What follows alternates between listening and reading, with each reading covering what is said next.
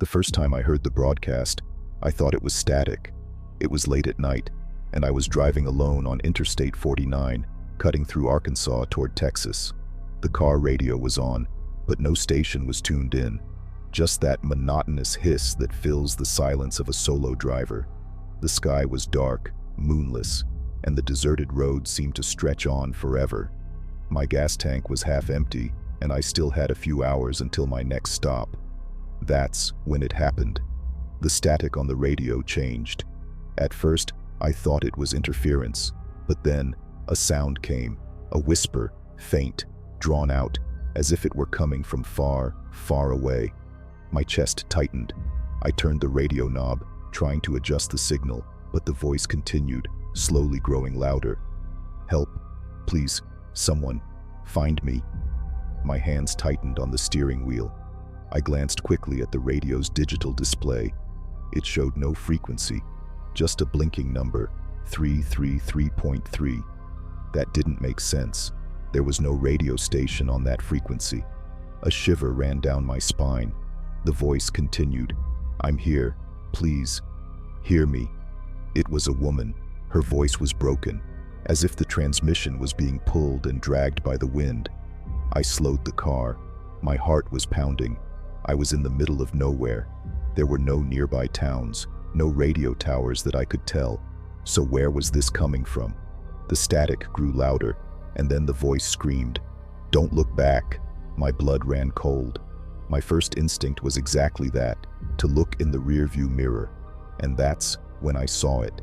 In the darkness of the road, something stood on the shoulder of the road, illuminated only by the dim glow of my car's taillights. A silhouette, tall, thin, motionless. I couldn't make out its face, just its distorted shape and long arms hanging at its sides. My breath caught in my throat, and then the radio cut to absolute silence. The car seemed to have grown colder, the air around me heavier. I stepped on the gas. The silhouette disappeared in the rearview mirror as I picked up speed. But I could feel it. It was still there, watching me, chasing me. I looked back at the radio display. Now it showed only one word: lost.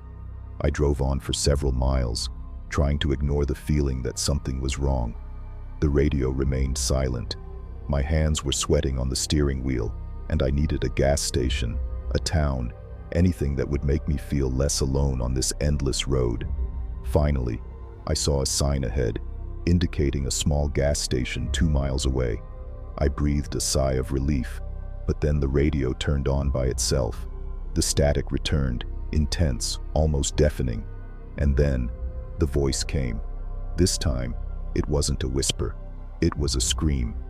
"He's on the road!" My nerves exploded. My eyes darted to the mirrors, to the corners of the road, hoping to see something, anything. And then, I saw it. Right in the middle of the road ahead, standing in the dim light of a lone street lamp, was a man. No, not really a man.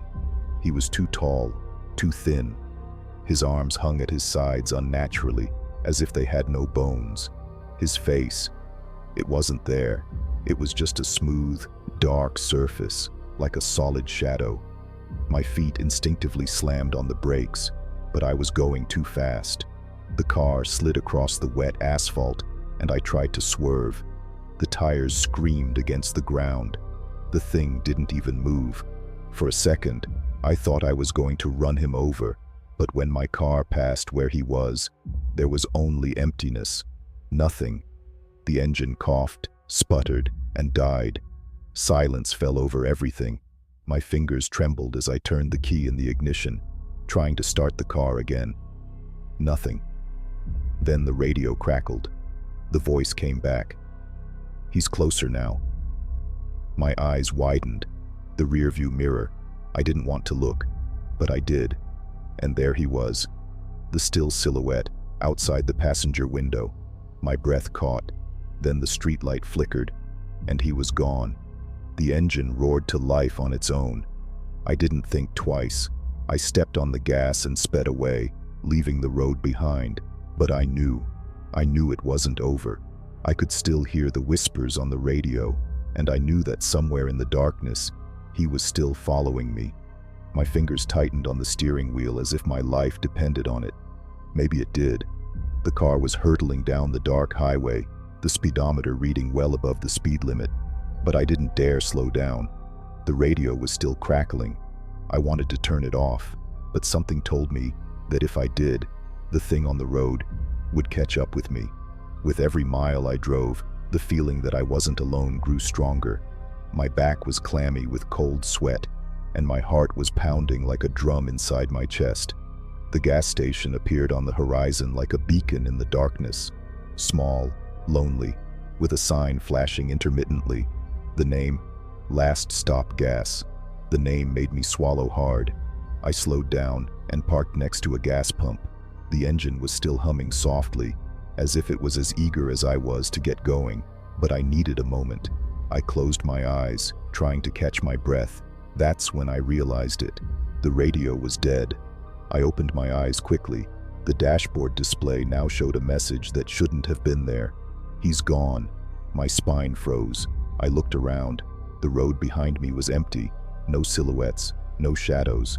But something was wrong. The air was thick, as if the night itself was holding its breath.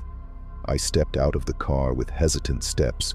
The ground was damp beneath my feet, even though it hadn't rained. The gas station convenience store was open, fluorescent lights flickering inside.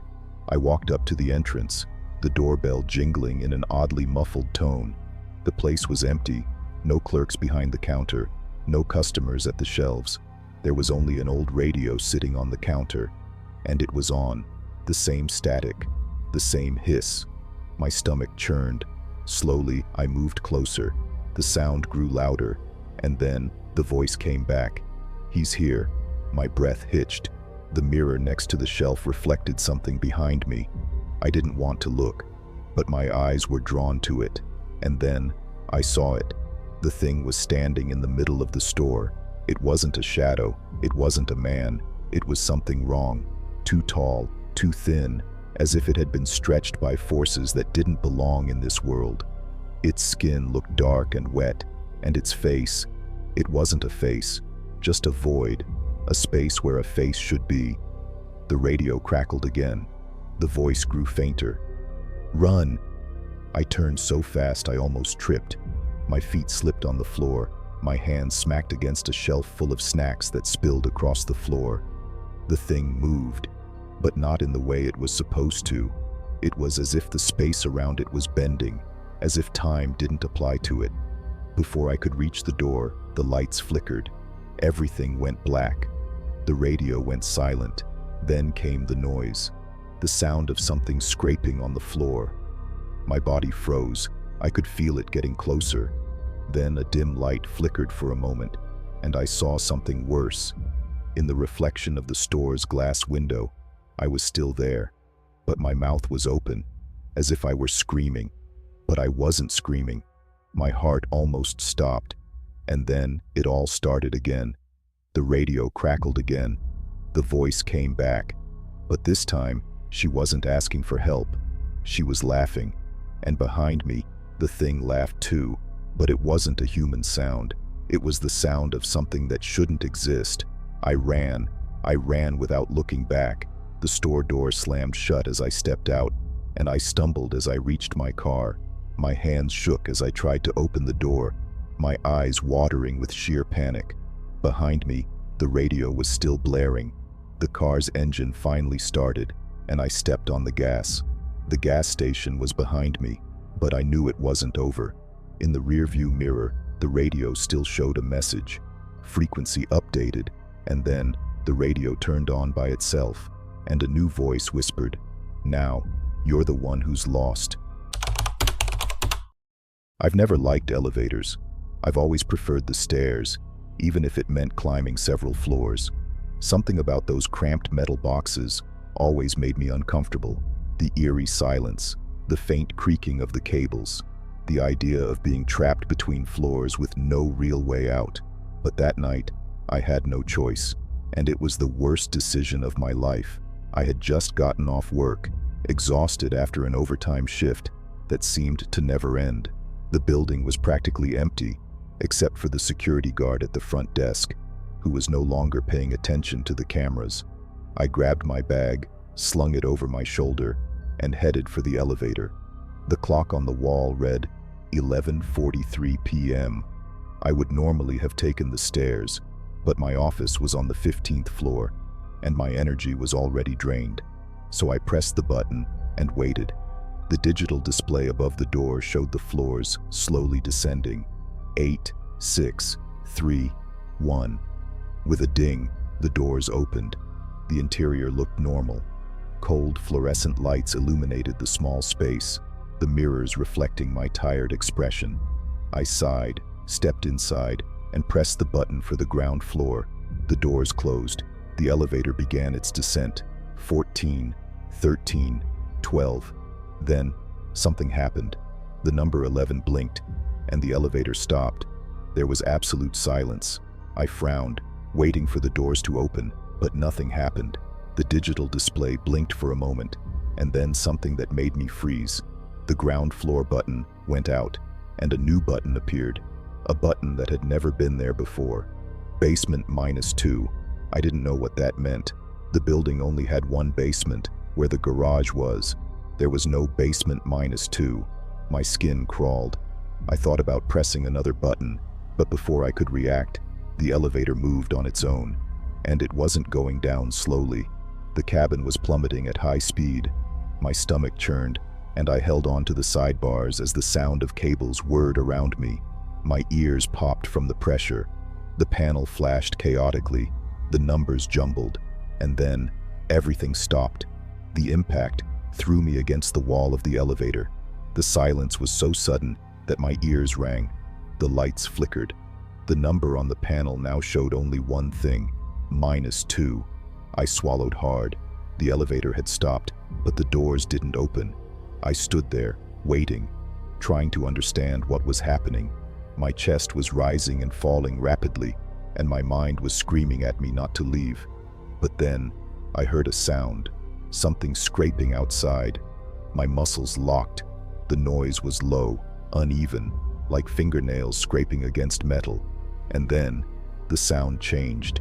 Now it sounded like something was breathing right behind the doors. Every cell in my body was telling me not to move. But then the elevator lights went out completely. For a split second, I was in complete darkness. When they came back on, the doors were open. And what did I see? It wasn't the building's parking garage. It was a long, narrow hallway, lit by dim bulbs that flickered as if they were about to burn out. The floor was stained concrete, and the walls looked old, weathered. A strange smell filled the elevator, a smell of wet earth and something rotting. I pressed the buttons on the panel, trying to make the elevator go back up. No response. The hallway in front of me remained silent, with no signs of life. And then, something moved in the background, a shadow, too fast for me to see clearly. My heart raced. The voice inside my head said, "Don't get out of this elevator." But when I tried to press the emergency button, something even worse happened. The elevator disappeared. It didn't really disappear, but when I turned back, where the cabin should have been, there was only a concrete wall. There was no elevator anymore. I was trapped there, alone. Or at least, that's what I wanted to believe, because the sound of breathing came back, and this time, it was coming from the end of the hallway. Low, wet, wrong. I swallowed hard. Something was there with me, and no matter what it was, he knew I had arrived. The elevator door closed behind me with a sharp click. My heart was still pounding in my chest, cold sweat trickling down the back of my neck. The elevator began to rise slowly, but I could still feel that something was wrong. The digital display was blinking erratically, the numbers changing randomly. 2, 15, 3, 7, 1. As if I was stuck in a cycle that made no sense. I didn't know where I was going. Then the elevator came to an abrupt halt. The shock threw me against the wall of the cabin. The lights flickered, and the ground floor button went out. Before I could react, the radio built into the panel crackled, emitting a low interference. Then the voice came. "You should never have come in." My muscles tensed. It was the same voice as the man in the gray suit. My breath came in short pants. The elevator doors slowly opened, but what was on the other side was not the lobby of the building. It was a cemetery. A thick fog covered the ground. The tombstones were covered in moss, some broken, others tilted the wrong way, as if something had come out of there. My body refused to move. This was not possible. This could not be real. Then, something moved among the graves. Shadows crept in the fog, as if something was crawling under the ground. And then I saw it, a nearby tombstone, larger than the others, with a name engraved on it. My name. My legs almost gave out. The date of death. Today. It's time. The voice came from the elevator. I turned and saw the man in the gray suit inside the cabin, now looking directly at me. He smiled, and without warning, he began to transform. The suit dissolved into something dark and sticky, like liquid shadow. His eyes became two empty sockets. His arms lengthened, his fingers tapering into claws. You've gone too low. My feet reacted before my mind could. I ran between the graves, feeling the ground give way beneath my footsteps. Something was chasing me, the sound of claws scratching the headstones. My only way out was the elevator, but when I looked back, he wasn't there anymore. There was only more fog, and then the floor opened up. I fell into an endless void, spinning in darkness. My memories began to fade, my thoughts dissolved. I didn't know who I was anymore. I didn't know how long I had been falling. But suddenly, the elevator doors opened. The noise of the building's lobby filled my ears. The sound of keyboards, footsteps, conversations in the background. I was back. I staggered out of the elevator, my legs weak. Everything seemed normal. But then I realized no one was looking at me. No one saw me. I ran to the reception, tried to scream, tried to touch the security guard, but my hand went straight through his body. My blood ran cold. Then I looked at the large mirror on the wall. There was no reflection. That's when the elevator dinged behind me. The doors opened again, and there inside, standing with a pale smile, was the man in the gray suit. He raised a hand and gestured for me to enter. Shall we go down again? The door closed, and I finally understood. I would never leave there again. I've never been one to believe in curses. I always thought that these stories of haunted houses and cursed objects were exaggerations to scare tourists or fuel urban legends. But that night, everything changed. It all started with a bet. Ryan, Ashley, and Derek were traveling through the Louisiana countryside when we came across the Holloway Mansion, an old, abandoned building in the middle of a dense forest. The place looked like something out of a nightmare. Tall, dark windows, moss-covered bricks, and a rusty iron gate that creaked at the slightest touch. Local lore said that decades ago, the Holloway family disappeared inside that house after a night of games. No bodies were found, no trace of what happened, just a game board left on the table, as if someone was about to make their final move. I bet no one here has the courage to go in, Ryan teased, a smug smile on his face. I didn't want to, but I've never known how to say no to a challenge either.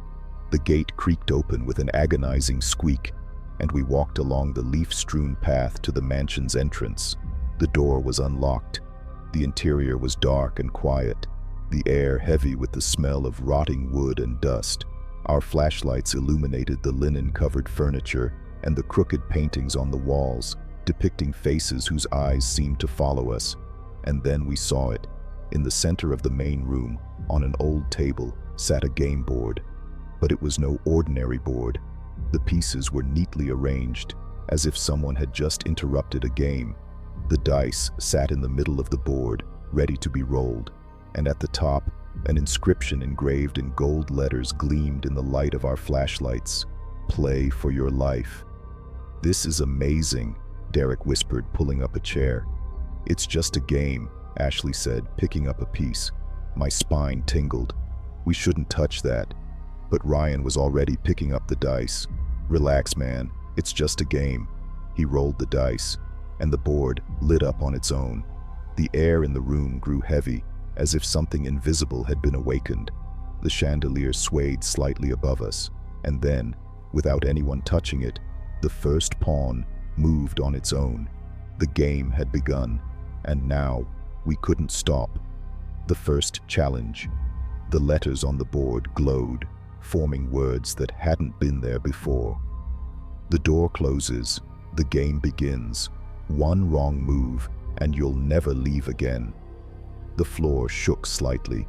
The door to the mansion slammed shut, and all the lanterns went out at once. The silence was overwhelming. Then, a faint light appeared on the board, revealing the next move. Ashley picked up the dice with shaking hands. This is some kind of trick, right? Derek swallowed. There's only one way to find out. He rolled. The pieces on the board moved on their own, and the following message appeared in the center. Choose a door. One will lead to salvation, the other to nothingness. A click sounded. Two doors that hadn't been there before appeared at the back of the room. They were both identical, dark wood with gold handles. Ryan laughed nervously. This has to be a trick, but I knew it. I knew it wasn't. The board glowed again. If you don't choose, the game will choose for you. The chandelier flickered, and behind us, something moved in the darkness.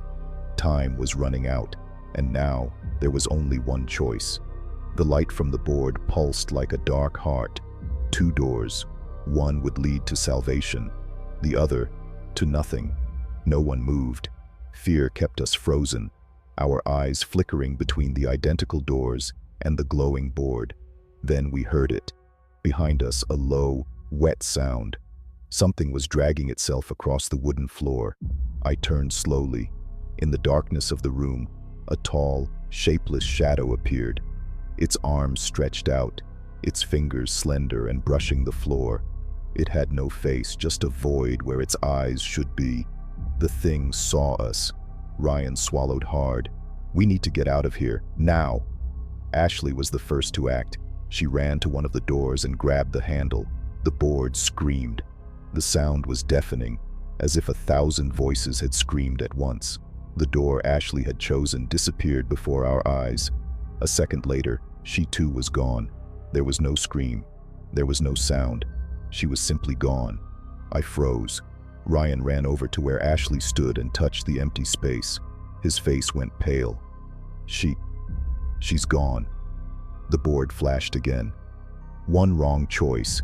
Game continues. The air grew heavy. The thing in the darkness took a step forward.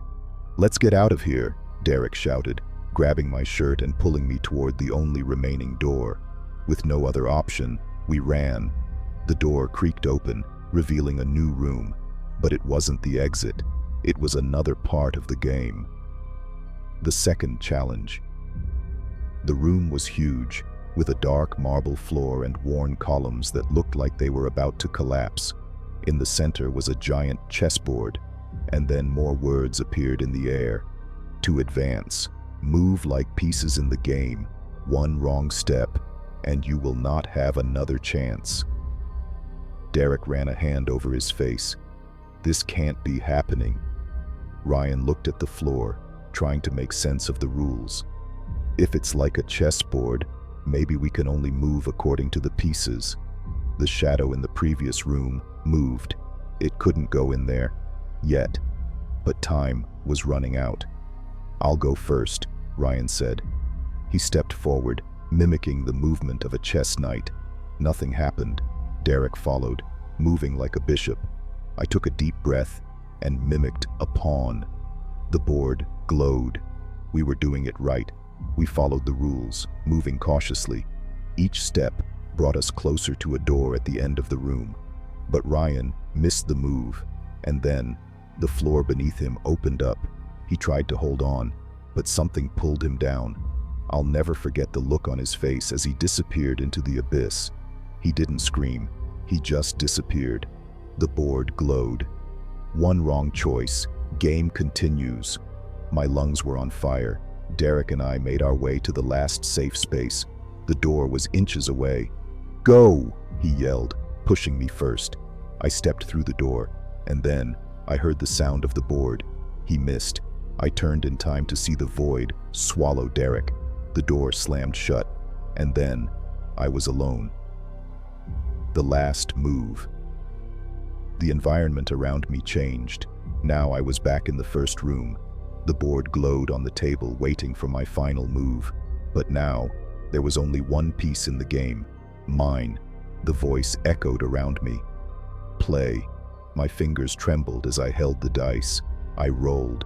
The numbers flashed. The board shook. The chandelier shook violently. The entire room began to crumble. And then, the last message appeared. The game ends with a sole survivor. The sound exploded in my ears. The mansion crumbled around me. The air was knocked from my lungs. And then, nothing. Absolute silence. The exit, or not. I woke up outside the mansion. The sun was already rising. My eyes were heavy, my skin stained with dust and sweat. The mansion was no longer there. The place where it once stood was just an empty lot. I stood up, my mind in a haze, and then I realized my friends were not there. There was no sign of them, no footprints, no clue that they had ever existed. My chest tightened. I went back to town, looked for them, called their cell phones. Nothing. No one remembered them, not even their families. It was as if they had never existed. But I knew the truth, and one thing haunts me to this day. Every night, around 3:33 a.m., a mysterious package appears at my door. Inside, there is always a new board and a single instruction. The game continues. I swear that town existed. It wasn't a vague memory, a distant dream, or a poorly told story. I grew up there. I walked its streets, went to school, played soccer in the Central Park. I knew every alley, every store, every house with peeling paint on the porch. And then, one day, it just disappeared. I'm not talking about something symbolic, like urban changes or gradual abandonment. I'm saying it never existed. The return.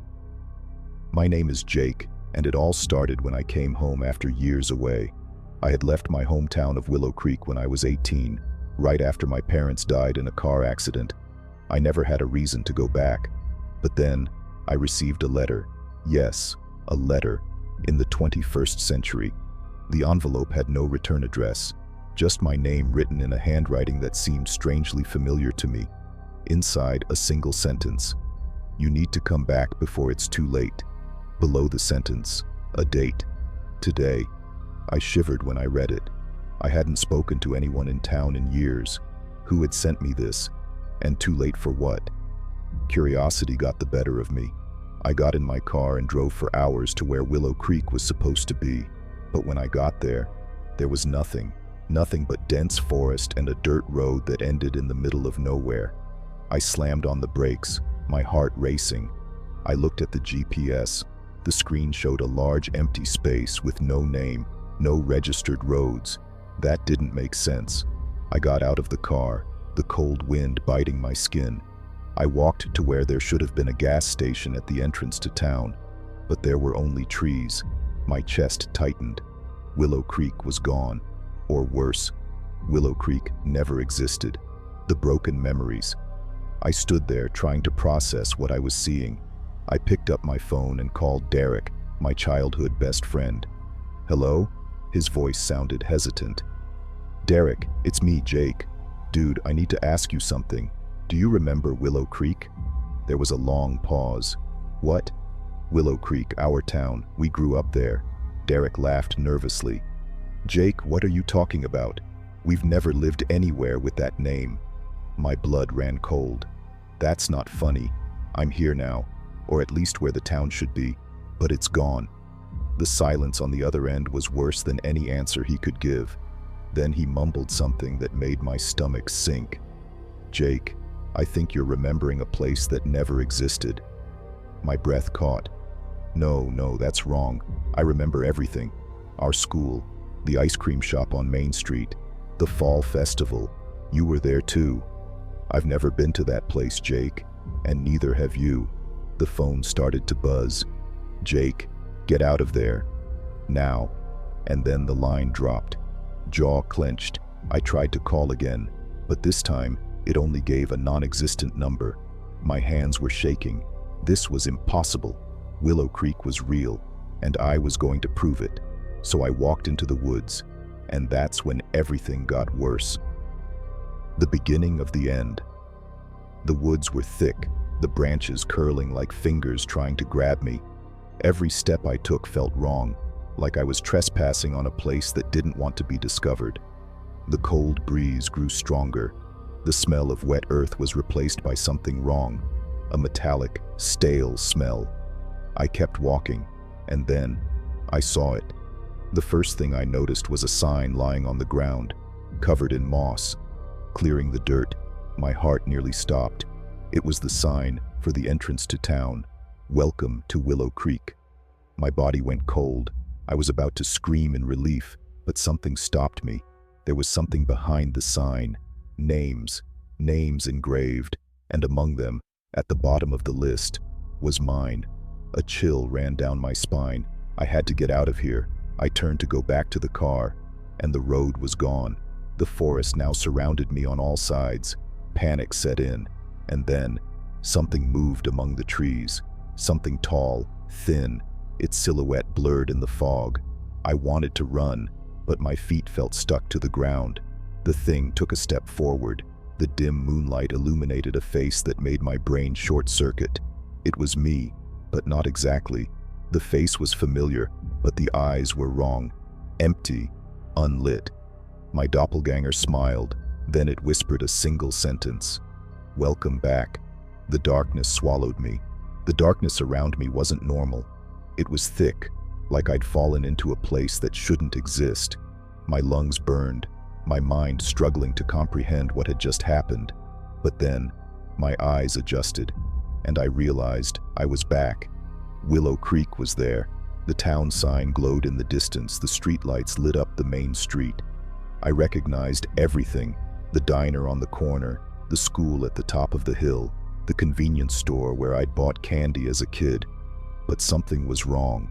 The town felt empty. There was no one, no cars, no background conversations, no footsteps, just the wind carrying the scent of night. I started walking. My legs were still shaking, but I had to figure out what was happening. The first thing I did was go to the house where I grew up. Number 107 Maple Street. She was there, but the windows were dark. The curtains were drawn. The garden looked old, like it hadn't been tended to in years. My heart sank. I grabbed my cell phone and tried to call someone, anyone. No signal. Then I saw something that made my blood run cold. On the floor of the porch, there were footprints leading from inside the house. These footprints were identical to mine. I swallowed hard. I didn't want to go in, but I knew I had to. The forgotten house. I pushed the door open slowly. It creaked like it hadn't been opened in ages. The smell of aged wood and dust washed over me. The living room was just as I remembered it. The torn leather couch, the ash-filled fireplace, the old paintings on the walls. But something was different. The family portraits were wrong. Where a picture of me and my parents should have been, there was only a blurry version of me, as if someone had tried to erase my presence. The house was erasing me. My eyes scanned the room, and then I saw the basement door open. The only light in there came from an old radio on the kitchen table. It was on, but tuned to static. And then, the voice came from the radio. "You took a while to come back." My skin crawled. I turned quickly, but there was no one there. The radio continued. "You should never have left." I was suffocating. My legs wanted to run, but my body was trapped there. Then, a sound came from the basement. Footsteps, slow, paused, coming up the stairs. I didn't wait to see what it was. I ran out of the house, my heart hammering against my ribs. The hidden truth. When I got back to the street, I realized something had changed. The city was no longer empty. Figures appeared in the distance, on the sidewalks, at the intersections. But there was something wrong with them. Their bodies were still, rigid. Their faces, had no eyes. My breath caught. They were all looking at me. Then one of them moved. He took a step forward, then another. His body bent in the wrong way, as if he were trying to remember how to walk. And then another, and another. They all started coming toward me. My feet reacted before my mind could. I ran. I passed the market, the school, the square, trying to find some way out. But every street I turned ended in nothing. The city had no way out anymore. She locked me in here, and then I heard it. The whisper, "You belong here." The voice was mine. I turned on my heel and saw it. My doppelganger was there. She was smiling. "You tried to run away, but this town, it will never let you go." My body started to tingle. My fingers went numb. My skin was turning transparent. I was fading away, as if Willow Creek was erasing me for good. I screamed, but it was too late. The town, that never existed, made me disappear with it. I've never liked driving at night. It wasn't a fear of the dark or anything like that, but rather a strange feeling that when the sun goes down, the road becomes a different place, something different, quieter, more empty. But that night, I had no choice. I had been traveling all day for work and was exhausted. My original plan was to stop at a motel before dark, but my late meeting had left me on the road much later than I wanted. Interstate 87 was completely deserted. No lights, no illuminated signs, nothing but the yellow glow of my headlights cutting through the endless darkness. The radio played a low tune, just to fill the suffocating silence. The GPS said it was still 3 hours until the next gas station. I could handle it. All I had to do was keep my eyes on the road, drink my cold coffee, and try not to think about the fact that I was completely alone in this vast expanse. Then the radio crackled. The sound came suddenly, loudly, making my heart skip a beat. I glanced at the display on the dashboard. The station I was listening to simply disappeared, replaced by a number that made no sense. 000.0. I frowned and tried to adjust the dial, but the hissing grew even louder. And then, a voice. "You're not alone." My fingers froze on the radio knob. I swallowed hard, feeling a shiver run down my spine. Slowly, I looked at the passenger seat, and that's when I saw it. A man was sitting there. My breath hitched, my muscles locked. I didn't hear the door open. I didn't feel the car rock. He was just there, a tall, thin man, wearing an old, worn suit. His eyes were hidden by the shadow of his hat, and his hands rested on his legs, still as stone. The radio hissed again. "Don't look at me. Just drive." My entire body tingled. Every instinct within me screamed to look directly at him, to make sure I wasn't imagining this. But I didn't. The road seemed to stretch out endlessly in front of me. My fingers were clammy on the steering wheel, my breath coming in short gasps. Who are you?" No answer.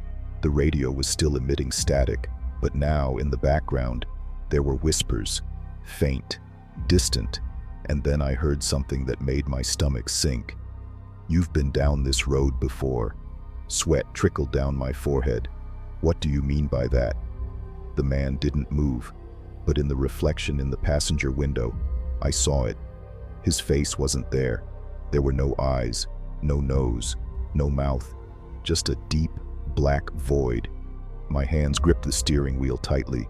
The radio crackled again. "You've been down this road before." The phrase repeated itself, and then something even worse happened. The car's headlights flickered. The road disappeared. What had once been a strip of clear asphalt was now a dark void, with no beginning or end. The car began to shake, the tires seeming to roll over an invisible ground. My heart was pounding so hard I could hear it in my ears. "What's happening?" I screamed, but the man next to me remained motionless. The radio crackled violently, and the voice whispered once more. "Welcome back." The car spun around. The dashboard flashed frantically, as if the system was collapsing, and then everything went black.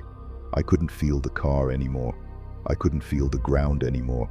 There was nothing, and a presence beside me that now smiled. Silence swallowed me. There was no road. There was no car. Just a dark void. No smell. No sound. No time. I was floating. Or maybe I was falling.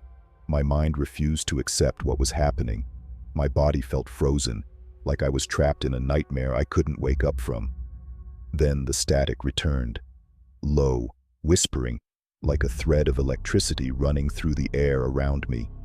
The radio was still there, even without the car, even without anything around me. And then the voice whispered again. "You've been down this road before." My lungs tightened. "What do you want from me?" The void answered. "You've been down this road before." The echo repeated, as if coming from every direction at once. My chest burned. My mind tried to remember something, but everything seemed distant, jumbled. And then, the road came back. The car appeared around me as if it had always been there. My hands were on the steering wheel, the headlights illuminating the dark asphalt. My body was shaking. My breath was short, panting. But then, I looked at the passenger seat. He was still there, the faceless man. My stomach turned. I wanted to get out of there, step on the gas and not look back. But something inside me knew. There was nowhere to run. The radio crackled again. This time, pay attention. My hands were sweating. Pay attention to what? The man finally moved. Slowly, he turned his head toward me. And then, it all came back. The memories. I had taken that road before, but not in this life, not in this time. The truth hit me like a punch in the chest. I died here, an accident, the car spinning on the wet road, the crash against the guardrail, the blood dripping down the dashboard. That was what the man wanted me to remember. I no longer belonged to the world of the living. My eyes widened. No, it can't be. The radio whispered one last time. "Now you understand." The car began to slow down on its own. My feet no longer responded. The light from the headlights dimmed, as if it were going out. And then, everything made sense. I wasn't the driver. I was the passenger. I always had been. I always would be. The road had no end. I was doomed to redo it. Forever.